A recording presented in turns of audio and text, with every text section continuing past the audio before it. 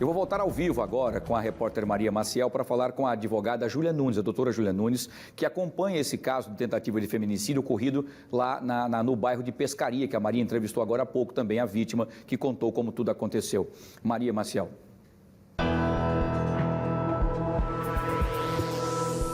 Isso mesmo, Wilson. A Júlia veio para cá também com a vítima para dar esse apoio. Ela que está acompanhando esse caso e tantos outros aí de mulheres vítimas de violência doméstica.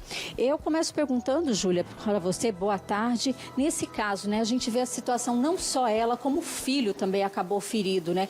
E ela já vinha passando, já estava nesse relacionamento abusivo, se separou, ele não aceitava. É assim que acontece normalmente? Boa tarde, Wilson, a todo mundo que está em casa. É uma realidade. O agressor, ele nunca vai esfaquear no primeiro momento. Ele vai, aos poucos, ele começa diminuindo a autoestima, ele começa empurrando, depois ele pede desculpa, a posterior ele agride fisicamente, até que ele tenta assassinar. Esse caso é um caso ainda mais grave, em que uma criança toma a frente para proteger a mãe, porque a criança que vê a mãe sendo vítima de violência, ela tem duas reações, ou ela se esconde, ou ela defende e ataca. E nesse contexto, ambos os contextos, ela pode ser assassinada. Então a mãe não tem que defender só a vida dela, ela tem que defender também a vida dos filhos. Mas não, ele nunca agrediu meu filho, não agrediu agora. O futuro, o filho vai crescendo, vai entendendo o que é certo, o que é errado e vai tomar um lado. E aí, a partir do momento que ele tomar o lado da mãe, de defesa da mãe, ele também vai ser uma grande vítima em potencial. E ele foi muito agressivo, né? Já chegou atacando ela facadas na cabeça e, por sorte, ela está viva hoje para contar essa história. Agora, o trauma de tudo isso é muito grande, né? Não só para ela, como para os filhos, que, inclusive, tratavam o padrasto como um verdadeiro pai, que criou, que desde pequenininho estão ali. E a fala do menino é muito triste, né? Ele mais triste, não pelo o que estava doendo, não era mais o ferimento, mas sim o fato do pai, né, padrasto, ter feito isso com a mãe. Este é o grande problema, porque as marcas que a gente tem no corpo, a gente obrigatoriamente tem que procurar o pronto-socorro para poder suturar, para poder limpar. E a marca que fica na alma, muitas vezes, é escanteada. Não tem um apoio psicológico, um apoio até psiquiátrico, por diversos motivos, né? E isso ocasiona danos para o resto da vida. As marcas do corpo, elas serão só marcas, mas a marca da alma pode trazer uma depressão futura, pode trazer até quadros de violência praticada pela própria vítima.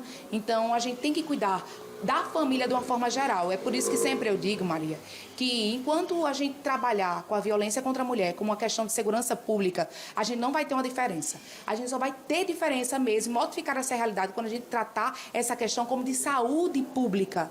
Porque a mãe é assassinada, o pai é preso, se a gente conseguir prendê-lo, e o filho tem o pai e a mãe em uma condição totalmente afastada dele, ou seja, o filho fica órfão. Em relação a esse caso, quais os procedimentos agora? Porque ele está foragido. Na verdade, não foi nem sequer registrada uma ocorrência. Foi passado pela região do Conselho Tutelar, que foi quem tomou a frente do ocorrido, que não tinham sido notificadas ainda as autoridades. Nós estamos dentro das primeiras 24 horas. Se ele correu, eu aproveito para fazer um apelo para a polícia alagoana, que é uma polícia altamente competente. A gente veio aqui para a Casa da Mulher para registrar o ocorrido e para pedir que ele seja preso imediatamente, enquanto ainda é possível realizar um flagrante. Então, o nosso pedido e a nossa vinda aqui para a Casa da Mulher é como apoio para que ele seja retirado da rua, porque, inclusive, hoje pela manhã, ele já voltou ao local do crime. Ele não vai parar. E a AME não tem como garantir a segurança dessa mulher enquanto ele estiver solto na rua. Tá certo. Em relação também ao que a vítima disse, dessa dependência econômica, né? Ela que disse que agora vai ter que arrumar um emprego, que ela quer cuidar dos filhos. Essa também é uma questão bastante complicada para as vítimas. O agressor, ele rodeia a mulher de todas as formas para tentar deixá-la o mais possível fragilizada. Como? Afastando familiares e amigos, afastando do trabalho, porque a dependência econômica faz sim com que uma mulher permaneça. Conhecemos inúmeros casos de mulheres que, quando o rapaz é preso, passa fome com a família. Isso não acontece com as assistidas da AME, porque a gente fornece de imediato cesta básica. Inclusive, dentro do nosso carro já está aí para fornecer. Mas essa mulher, ela precisa de oportunidade para poder recomeçar, porque a autoestima dela muitas vezes é tão atingida que ela não se sente nem sequer capaz. Por isso é necessária essa rede de apoio. passar fome, hoje ela não vai passar porque a gente faz o acolhimento. Mas é necessário que as empresas abram suas portas e seus corações para receber essas mulheres vítimas de violência e que o Estado esteja preparado através da Secretaria de Assistência Social para reinseri-la no mercado de trabalho. Ok, obrigada, Júlia, pelas informações. Então, o próximo passo é esse, ela está aqui para fazer esse boletim de ocorrência e, então, aí fazer com que as autoridades possam agir e ir atrás, então, desse companheiro que tentou matá-la nesta quinta-feira. É com você, Wilson. Muito bem, Maria, muito obrigado. Agradeço também a doutora Júlia Nunes, excelente estar perto, inclusive, dela nesse momento agora em que ela precisa desse amparo e dessa segurança. Eu só queria aproveitar que a doutora Júlia está com o nosso ponto, está nos ouvindo. Doutora Júlia, eu queria só perguntar que a minha preocupação, e a senhora tocou no assunto no finalzinho, é que ela acordou já com ele perto da cama onde ela estava deitada. Veja que ela já estava dormindo próximo de uma chave de fenda, com medo, talvez, que isso acontecesse, e isso acabou se concretizando. Ele acorda, ele aparece, do nada, teve acesso à casa dela, entrou para dizer que está arrependido. E se ele poderia ter até matado, se quisesse, enfim, consumar o que aconteceu, o que já fez com as facadas que deu, causando todo esse ferimento. O que é que deve ser feito a partir de agora? A senhora falou que é o boletim de ocorrência, o apoio da AME, mas o que é que a polícia agora e toda a parte judiciária pode fazer para proteger essa mulher antes que um pior aconteça? Prendê-lo, Wilson. É só isso que a gente requer hoje. É que ele seja preso imediatamente. Ele não consumou o crime, não foi porque não quis, não. Foi por fatos alheios à vontade dele. Ele poderia ter consumado. Foi porque ele não teve oportunidade. Apesar de ter conseguido se aproximar, ela conseguiu fugir. Então, a polícia, ela existe para agir nesses momentos. Momentos de flagrante. O que a gente espera de imediato é que ele seja preso. E após ele ser preso em flagrante, ele vai passar por uma audiência que o juiz vai definir se ele merece voltar para a rua ou se ele deve responder em liberdade. Aí requeremos novamente que ele permaneça preso, porque ele é um risco para a sociedade. Um indivíduo que é capaz de agredir uma mulher, tentar assassiná-la e também uma criança, ele é um risco não só para essa criança e para essa mulher, ele é um risco para a sociedade. Ele precisa ser retirado imediatamente. A ação do Estado tem que ser enérgica. E é por isso que a gente veio aqui, porque até então as autoridades não tinham conhecimento do que nós estamos contando. E a partir de agora que formalizou, que seja cumprida a lei, que ele seja preso e que a posterior a gente continue trabalhando para que ele permaneça fora da sociedade.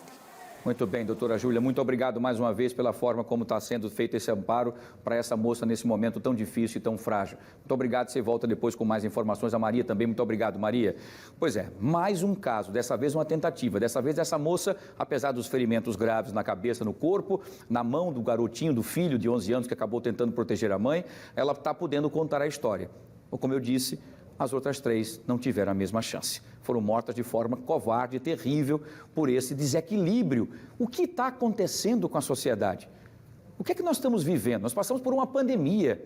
Nós deveríamos, após a pandemia, depois que morreu quase milhões de pessoas no mundo inteiro, né? No Brasil também, quase milhões de pessoas morreram, famílias estão chorando ainda, lutadas pela perda das pessoas, o sofrimento horroroso que nós vivemos na economia e tudo. Nós vivemos 2 anos terríveis. Não era para a gente voltar melhor, mas me parece que isso trouxe à tona algumas toxicidades dos seres humanos, né? Algumas patologias. As pessoas conviveram mais tempo durante esses 2 anos, querendo ou não, e isso tem causado tantos problemas. O desemprego, a economia, a situação complicada, o empoderamento das mulheres também, vocês observam. E uma outra coisa que eu falo para vocês, a gente fala muito, isso acontece muito na periferia. Nananina, não. Os casos de feminicídio e violência acontecem em todos os seus graus, sejam, não importa religião, cor, credo, residência, dinheiro, financeiro, nada.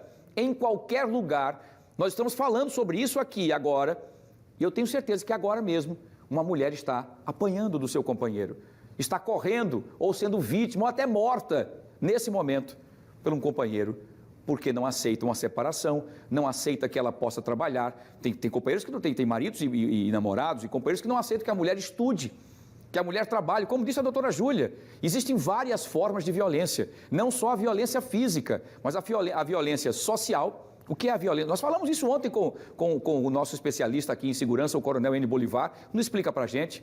Não é? A violência social é o quê? Aquele marido que deixa a mulher isolada da sociedade, ela praticamente não participa de nada, que é para ela poder ficar cada vez mais dependente dele. A violência patrimonial, ele começa a dizer a ela que ela é burra, que ela não consegue fazer isso, que ele pega o dinheiro dela, que ela não consegue, tudo que ela compra é errado, que ela gasta dinheiro demais, que ela não sabe controlar o dinheiro, e vai deixando cada vez mais a moça para baixo até o desespero. Muitas, às vezes, até morrem de depressão, causadas pelo companheiro que fazem aquela pressão psicológica. Nós temos a violência a psicológica, que é aquela que está toda hora e fala, você está horrível, você está feia, você era bonita, agora você está horrorosa, ninguém olha para você e vai te colocando para baixo a mulher. Tem uma série de violências terríveis e isso nós temos que combater porque isso vem de uma cultura terrível machista que não cabe mais em pleno século XXI. E que não respeita numa classe social. Qualquer lugar vai acontecer. No milionário, no rico, no classe média, na pobre, na periferia, em qualquer lugar vai ter sempre alguém desequilibrado tentando ser dono da mulher. Isso não cabe mais em pleno século XXI. Tá? O que a gente precisa é punição.